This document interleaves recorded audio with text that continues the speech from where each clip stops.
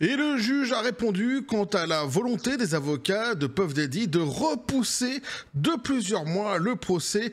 Et cette réponse est un revers total qui sonne sans doute pour les avocats de Puff Daddy comme pour Puff Daddy lui-même comme une gifle. On voit ça ensemble.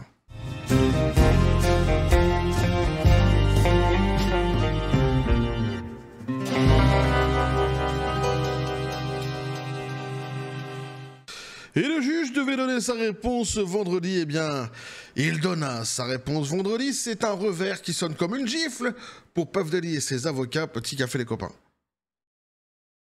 Du coup, petit update par rapport à la précédente vidéo. Et oui, parce que dans la précédente vidéo, on apprenait un truc qui était complètement dingue, que les avocats justement de Puff Daddy avaient demandé de reculer de plusieurs mois le procès. Tu sais, on s'attendait à une semaine ou deux. Non, non, eux, ils y étaient allés de plusieurs mois. Et il y avait en jeu une fameuse liste des témoins qui venait d'apparaître, et j'avais dit c'est quand même dangereux de laisser justement, et bien que ce soit les avocats de Puff Daddy, mais surtout Puff Daddy, travailler cette fameuse liste pendant plusieurs mois avant le procès. Qui sait ce qu'ils auraient pu faire?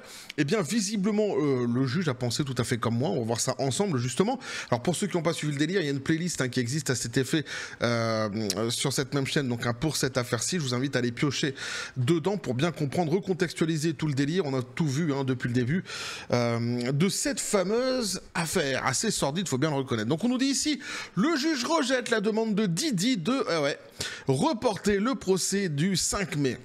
Le procès pour trafic sexuel de Sean Diddy Combs se déroulera comme prévu, donc un début mai, malgré les affirmations de son avocat selon lesquelles ils ont besoin de 2 mois supplémentaires pour se préparer, a déclaré un juge vendredi.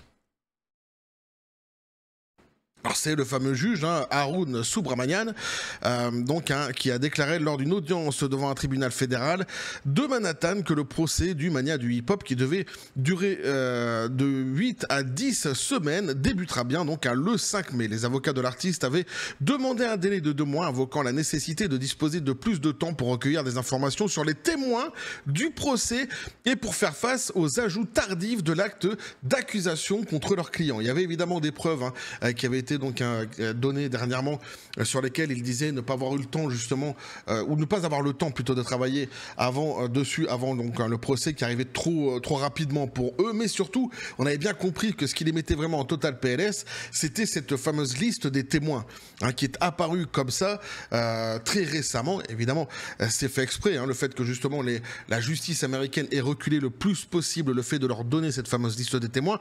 Tout cela n'est pas un hasard, tout cela a été orchestré par la justice américaine notamment, mais aussi par les avocats des présumées victimes. Donc c'était ça vraiment qui les avait mis en PLS. On avait compris qu'ils souhaitaient vraiment travailler sur cette fameuse liste. Mais les juges, donc, nous dit-on ici, notant que Combs dispose d'au moins 4 avocats. Et alors ça, c'est une information fort intéressante pour ceux qui suivent ce dossier sur cette chaîne depuis le début. Pourquoi? Parce qu'à la base, ils étaient 5. Il y avait 5 avocats. Et dernièrement, on avait vu que l'un des avocats, justement, avait demandé la permission au juge, justement, de se retirer dans cette affaire, tout simplement, puisqu'il considérait que, à la lecture du dossier qu'ils avaient donc entre les mains actuellement, donc les avocats justement de Puff Daddy, il lui serait impossible de défendre, disait-il, correctement Sean Diddy Combs. Donc c'était quand même déjà à cette époque-là, c'était vraiment un putain de pavé dans la mare qui avait été balancé ici, pareil, par l'avocat de Puff Daddy, par l'un des avocats de Puff Daddy, puisque d'un côté tu avais donc un Puff Daddy lui-même et les autres avocats qui fanfaronnaient en disant vous inquiétez pas, il est tellement innocent, c'est extraordinaire, quand on va rentrer dans le tribunal, ça va durer 10 minutes, tout le monde va comprendre. Et de l'autre côté tu avais un avocat justement de Puff Daddy qui disait non, moi je peux plus, j'arrête là. Et ça en plus il y a quelques semaines de cela, tu vois, donc il est resté un certain temps le type jusqu'à dire à un moment donné c'est bon, je peux pas, de toute façon, je pourrais pas défendre ce type. Eh bien, on savait donc qu'il avait fait la demande au juge, on savait pas si sa demande avait été acceptée. Il semblerait que si, puisque maintenant ils sont 4, ils ne sont plus 5. Donc elle s'est bien retirée, cet avocat-ci, du dossier et sa demande a été acceptée, donc visiblement par le juge Subramanian. Donc, je reprends du coup la phrase, mais le juge, donc, notant que Combs dispose d'au moins 4 avocats, a déclaré que la défense disposait de suffisamment de temps pour être prête pour le procès le mois prochain. Il a ajouté qu'il n'accorderait pas de délai, ni ne permettrait une pêche à l'aveuglette pour obtenir davantage de preuves. Très intéressant aussi ici, hein, les termes qui sont employés par ce juge qui depuis le début, enfin, il a été remplacé, au début c'était un autre, après donc c'est devenu donc ce juge-ci, mais depuis qu'il est là, depuis qu'il est en place, ce juge a des réflexions quand même fort pertinentes à répondre en tous les cas aux avocats de Puff Daddy qu'il avait trouvé déjà hyper méprisants dans leur comportement. Ça commençait mal. Quand il est arrivé, en fait, directement, quand ils ont voulu faire une demande pour libérer Puff Daddy sous caution, souviens-toi, ils étaient arrivés avec beaucoup d'impertinence et beaucoup de mépris, surtout envers la cour, et ça avait gonflé profondément le juge, déjà dès le début, tu vois. C'était mal barré. Et j'avais dit ça, ils vont le garder jusqu'à la fin. Le juge, en fait, ça va lui rester en travers de la gorge, et c'est exactement ce qui est en train de se passer. Alors Combs, donc un 55 ans détenu sans caution depuis son arrestation en septembre, s'est tourné vers les spectateurs après l'audience pour faire face à sa mère. Il a levé un pouce vers elle et 2 autres personnes qui l'avaient soutenu, dont un homme portant un sweatshirt Free Puff. Il a plaidé non coupable. Lors de l'audience de vendredi, Subramanian a pris des décisions sur les preuves et sur la manière dont le procès se déroulera. Parmi ces décisions, il a déclaré que les accusateurs appelés comme témoins par le gouvernement peuvent témoigner sous des pseudonymes pour protéger leur identité. Ça, c'est fort. Ça, c'est fort parce qu'on se demandait ensemble justement ce qu'il adviendrait de tous ces gens qui sont venus dans l'anonymat dans un premier temps, justement témoigner. Et est-ce qu'ils garderaient finalement leur anonymat au cours du procès? Bon, bah maintenant on a la réponse. En tous les cas, pour certains, le juge a demandé que cela reste ainsi. Il a également donc refusé une demande de la défense visant à abandonner plusieurs accusations dans l'acte d'accusation renvoyé contre Combs. Les procureurs affirment que Combs a contraint et abusé des femmes pendant 2 décennies, utilisant son pouvoir et son prestige de star de la musique pour faire taire les victimes par le chantage et la violence, notamment l'enlèvement, l'incendie criminel et des coups physiques. Ils disent que le fondateur de Bad Boy Records a incité des victimes féminines à se livrer à des performances sexuelles élaborées et droguées avec des travailleurs du sexe masculin lors d'événements surnommés Freak Off. Les avocats de la défense ont déclaré que le gouvernement déformait la relation que Combs entretenait avec ses anciennes petites amies de longue date pour criminaliser les relations sexuelles consensuelles. Alors ça, c'est quand même fou parce que c'est un truc qu'il garde depuis le début. Il n'arrête pas de dire donc que les relations que Puff Daddy aurait eues avec ses présumées victimes, elles auraient toutes été consensuelles de la part des avocats. C'est quand même assez hallucinant de dire cela quand on sait que dans le dossier, tu as plus de 120 plaignants, que tu as surtout une trentaine d'enfants au moment des faits. Donc là, il va vraiment falloir qu'ils expliquent à la cour où ils trouvent leur consensualité là-dedans. Moi, je suis curieux de voir justement comment ils vont se dépatouiller avec tout ça. Je trouve ça tout à fait abject. Leur défense, elle est abjecte depuis le début. C'est une défense qui n'a absolument aucun respect pour la victime présumée. C'est juste un truc de dingue. Et notamment ici, lorsqu'on parle d'enfants, c'est fou. Et donc voilà, donc, quand on nous parle de ces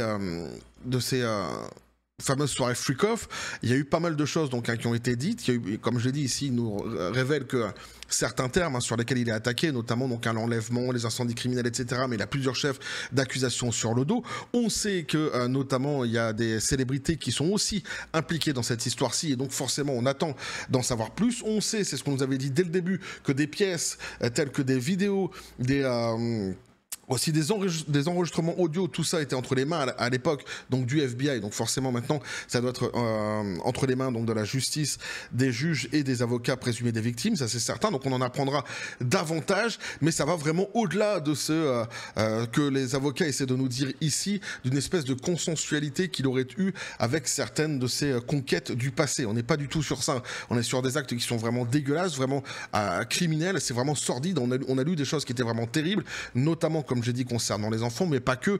On a vu aussi des femmes enceintes qui étaient droguées avec des drogues qui étaient normalement à destination des chevaux, hein, des drogues qu'on aurait administré à un cheval, qui étaient administrées donc notamment à l'histoire d'une femme qui était enceinte à l'époque des faits. Donc on avait lu quand même des choses qui étaient assez terribles. Donc cette défense, une fois de plus, je la trouve tout à fait abjecte de la part des avocats, mais ça ne m'étonne pas, c'est comme ça depuis le début. Quoi qu'il en soit, ce qui est certain ici, c'est que c'est une gifle monumentale dans la gueule gueule de Puff Daddy et des avocats, ce qu'a mis ici le juge, en refusant donc de repousser, mais de plusieurs mois. C'était quand même assez hallucinant cette demande, franchement. Je pense que peut-être s'ils avaient demandé une semaine ou deux, le juge peut-être aurait été clément, mais tu vois, je suis même pas sûr. Je pense que Subramanian, tu vois, il a vraiment... Ah, il y a un truc. Il a vraiment, en travers de la gorge, déjà, sans doute le comportement depuis le début des avocats envers la cour et envers lui-même. Ça, c'est certain. Mais ça, il avait déjà dit au début, donc il n'y a pas de souci. C'est une rancœur, sans doute, qui lui reste. Mais au-delà de ça, je pense que ce qu'il a lu, ce qu'il a eu entre les mains, c'est suffisamment, extrêmement grave pour que même s'ils avaient demandé 1 ou 2 semaines, cela n'aurait sans doute pas été accepté. En tous les cas, ces 2 mois ont été balayés d'un revers, comme je le dis, là c'est une gifle monumentale dans la tronche de Puff Daddy et de ses avocats, qui vont devoir se démerder, hein, puisque le procès arrive quasiment demain maintenant, hein, c'est très proche, et tant mieux. Tant mieux, hein, puis donc un setlist de témoins qu'ils n'auront pas le temps de travailler. Et là aussi, c'est tant mieux. Ça va être vraiment fort intéressant de suivre ce procès et de voir ce qu'il en sera de toutes ces célébrités aussi, hein, qui sont normalement dans ce fameux dossier. Il y a eu pas mal de noms qui ont circulé. On verra quels seront vraiment les noms au final. Il y a eu du Jay-Z, il y a eu du DiCaprio, il y a eu du Beyoncé, hein, qui ont été prononcés, mais pas que. Il y avait aussi... mince, je me souviens plus, là, la chanteuse... Une chanteuse, je me souviens plus son nom, m'échappe ici, qui était aussi actrice. Elle a joué d'ailleurs dans un film Anaconda. Vous l'aurez les copains, vous vous en souviendrez vous. Moi je l'ai plus. Bref, donc il y avait pas mal de stars, de célébrités qui ont été nommées, donc on verra justement ce qu'il en sera ici dans ce procès. Ça va être fort intéressant de suivre tout cela et on va suivre Jennifer Lopez, ça y est, je l'ai.